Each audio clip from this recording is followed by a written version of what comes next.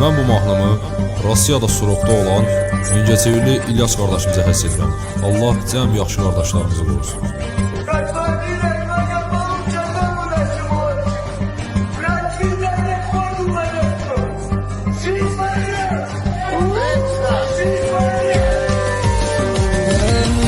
İlyas'ın hakkında başlayacağım bugün söze. O değerli kardeşli gelmesin hiç zaman göze.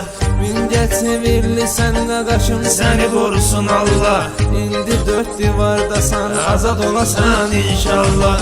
Sırokdasan kardeşim naca boydan tutulmuşsan. Sen her zaman bu yüreklerde de yer kazanmışsan. Smolensk şəhərində sən qardaşım səni Allah. Dərddən həm bəladan səni hifz etsin inşallah. Sən Varadiskoy yaşayırsan həyatı qardaşımız. Salatoysan, Svetoysan, Kırıtoy qardaşımız. Səninlə fəxr edirik biz hər dəqiqə və hər zaman. Sən yaxşıların qardaşısan, ürək sirdaşımız.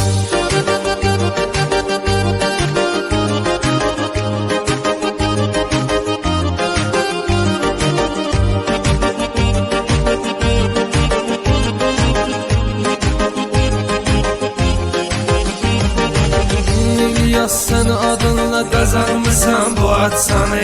Yaxşılıqlarınla sən sorağını bürüyüb hər yanı.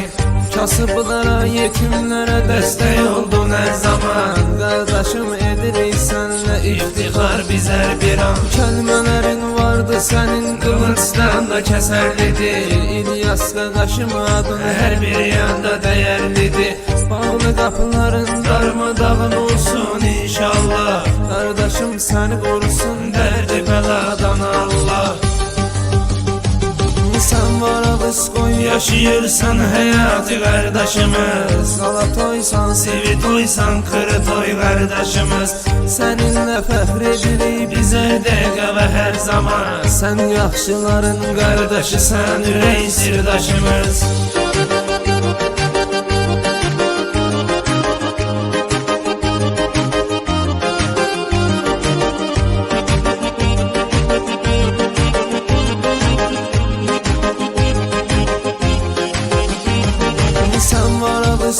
Yaşayırsan həyatı qardaşımız. Salatoysan, Svetoysan, Kırıtoy qardaşımız. Səninlə fəxr edirik biz hər dəqiqə və hər zaman. Sən yaxşıların qardaşısan, ürək sirdaşımız.